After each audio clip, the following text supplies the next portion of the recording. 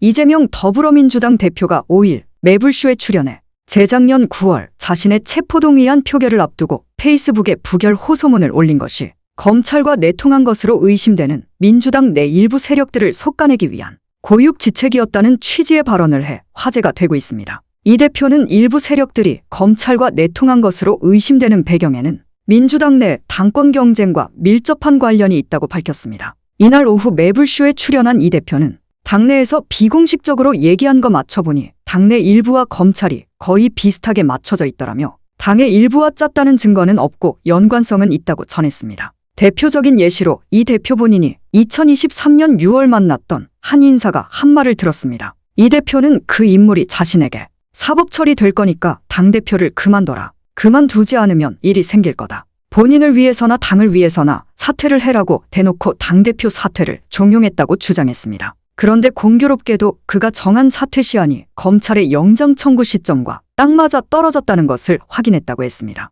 이 대표는 나중에 알게 된 사실인데 추측만 했는데 그때 당시에는 내가 그걸 거절했기 때문에 사퇴하면 봐준다. 사퇴 안 하면 영장 동의해서 구속시킨다며 당내 일부 세력들이 당권 탈취를 위해 체포동의안의 표결에 자신을 구속시키려 들었다고 했습니다. 그러면서 구속되면 옥중에서라도 내가 사퇴하지 말아야지 이런 계획도 짜고 만약의 경우 대비해서 A안 B안 해놓고 최고 지도부들과 의논해서 비상사태가 벌어질 가능성이 높으니 이럴 땐 이렇게 하자 해놓고 예상한 대로 가결된 것이라고 당시 비하인드 스토리를 밝혔습니다. 이어 이 대표는 다만 제가 그때 정무적인 것들이 있는데 반대할 거냐 찬성할 거냐 가결을 해달라 공개적으로 요구해서 부담없이 가결해서 넘어오면 법원에서 영장이 기각될 가능성이 높아진다. 내가 요구해서 가결한 거니까. 그런데 반대로 내가 부결해주세요 해서 가결해버리면 영장 발부 가능성이 훨씬 더 높아진다. 그래도 부결해주세요라고 하고 가결이 될 것을 각오를 했다며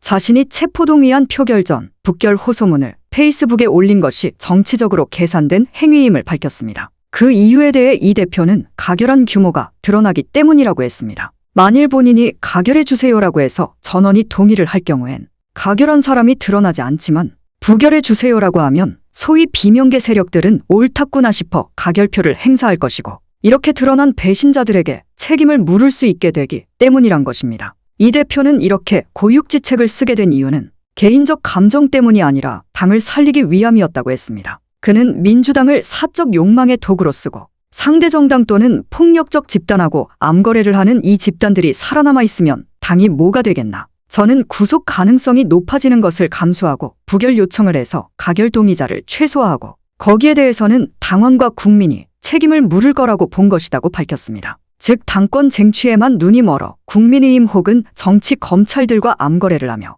당을 좀먹는 세력들을 걸러내기 위해 이런 고육지책을 썼다는 것입니다. 결과적으로 이런 이 대표의 고육지책은 대성공을 거뒀습니다. 검찰은 이 대표에게 사법 리스크 올가미를 씌워 대선 출마 자체를 봉쇄하려 했고 민주당의 자중질환을 유도했지만 당원들은 오히려 더 똘똘 뭉쳤고 가결표를 행사한 배신자들을 색출하려 들었습니다. 결국 이로 인해 당권 탈취를 목적으로 검찰과 내통한 것으로 의심되는 비명계 세력들은 더욱 고립이 가속화됐습니다. 이어 총선을 앞두고 비명계 세력들의 보스라 할 수 있는 이낙연 전 대표를 중심으로 설훈, 김종민, 홍영표, 박영순 전 의원 등 이낙연계가 새로운 미래를 차려 떨어져 나갔고 조응천, 이원욱 전 의원 등도 이준석, 천하람 의원 계열 등과 함께 손을 잡고 개혁신당으로 갈라져 나갔습니다. 그 밖에 이상민, 김영주 전 의원 등은 국민의힘으로 건너갔습니다. 이렇게 비명계 세력들 대부분이 자진해서 당을 떠났고 민주당 내에 남아있던 비명계 세력들 다수는 경선에서 당원들의 심판을 받아 줄줄이 낙천되며 당내 세력 재편을 하는데 성공했습니다.